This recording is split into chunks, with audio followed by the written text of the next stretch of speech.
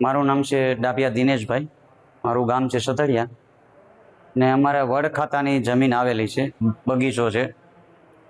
તો આ અમારા ભાગીદારને માવજીભાઈના ઘરના સુમેલબેન એની ઉપર સિંહણે હુમલો કરેલ છે. આવા કિસ્સા તો અમારે અવારનવાર, આ 5મો કિસ્સો છે. તો સરકારની રજૂઆત એ જ કરવાની છે, આવી બેદરકારી હાલે નહીં, તંત્રની આંખો ઉઘડતી નથી. ને બીજા નંબરમાં વન વિભાગ તો નવો સ્ટાફ છે બધો, તો એનો એક્સપિરિયન્સ ન હોય બરાબર. બીજા નંબરમાં કે જૂનો સ્ટાફ અનુભવી તો એને બદલી થઈ ગઈ.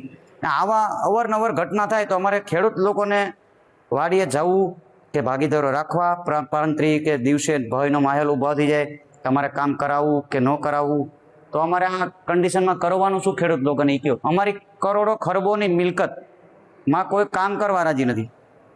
તો સરકારની અત્યાર સુધી કેમ આંખો ઉઘડતી? અમારા તાલુકામાં 5મો કેસ છે. હજી ગઈકાલ જ સત્તુરીમાં આવો ગુનો બનેલો, હુમલો કરેલો સિંહણે. માંગ તો એ છે કે તંત્રને કંઈ, સરકારને કંઈ, કાં તમે આનો બંદોબસ્ત કરો. તમારે રાખવા જ છે પ્રાણીને તો તમારી જગ્યામાં રાખો ને. અમારી માલિકીની જગ્યામાં શું કામ આવવા દો છો? ને કાલ સવારે કાંઈ પણ તમારા જનાવરની ઈજા થાય તો તમે કેવા ઘોડો થઈ જાઓ છો? અમારા માણસોની પરવા નથી, તમારા જનાવરોની પરવા છે બરાબર.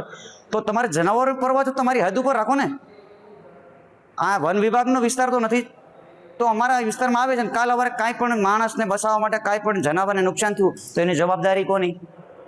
કાં માલિક ઉપર આવે, કઈજા કરનાર ઉપર આવે. તો આવું બધું શું કામ ભાઈ?